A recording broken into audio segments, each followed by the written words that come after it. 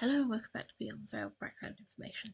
I'm a bit late with doing this one because I've had dental stuff again. But we're doing a character profile, so it's the usual with character profile. I give you a quote from one of the stories then I'll talk briefly about them in the sense of my creation of them, and then I'll just give you their profile. So hopefully you'll find this interesting. So we're doing about Okiro today. When he suddenly spotted the great heavy boots designed to kick the life out of someone, the flared leg black trousers that were practically hanging down, and the spiked wristband hanging out of the pocket, it was already too late, and Ben's body bashed into the hard shoulder of someone terrifying.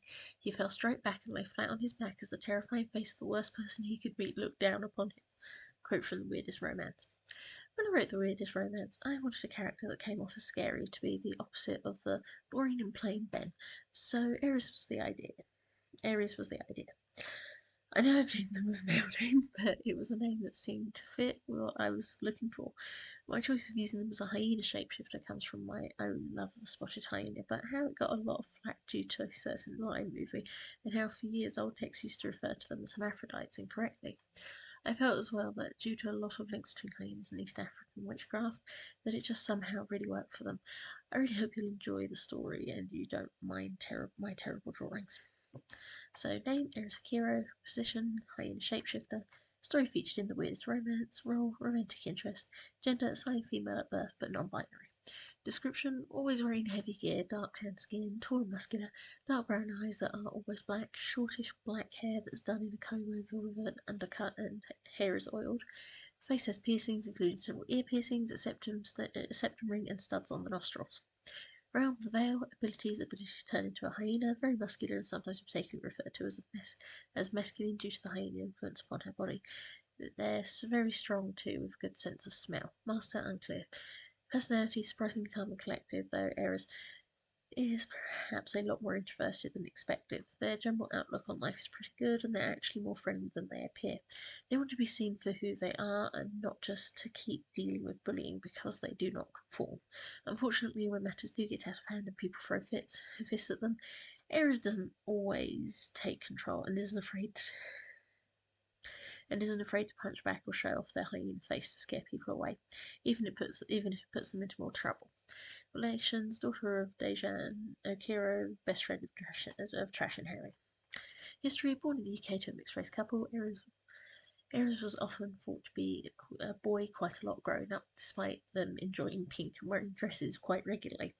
They went through a lot of the racist comments, not just for their situation with their father having moved to the UK from Kenya, but her mother died when she was young, and being a hyena shapeshifter, there was a lot of extra cruelty around her. In the neighbourhood where she lives, Aries has always had trouble with her Ethiopian neighbours at the top of the block, particularly a young man around her age who tends to use derogatory terms for her because she is a hyena that equate her to a witch. She also got bullied constantly through primary school and in high school when puberty meant she looked even more masculine and was trying to figure out her gender identity. The other girls in school were just constantly aggressive and rejecting. She found comfort in heavy metal and the goth movement, as well as in her neighbourhood friends Trash and Harry, who she's grown up with and have similar problems. She tends to just accept people calling her a guy more than correct them because the process of trying to justify that she is and her gender justify what she is and her gender and species often leads to more hassle, and so it's a bit of a surprise when a student younger than her bumps into her. Pronoun wise, although I don't have it written on here, they go by she, they. They haven't quite decided. It's something that's getting explored into the second part of Weirdest Romance, which is taking a lot longer because I've got a lot more things to put into that. Anyway, final comments. As with all the characters that are not white in the universe, I'm well aware that there's a possibility, well, there's a likelihood I've misinterpreted or written them. I've misinterpreted as I've written or written them. I've tried to be very careful with Aries, and I hope they and their father are characters all the same, as I really liked writing for Aries and how confident they were on who they were, but I did a story trope within it and realised when editing it came across as a white saviour moment.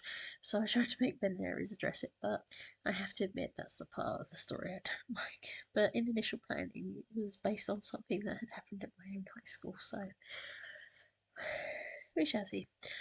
Anyway, thank you very much. Bye.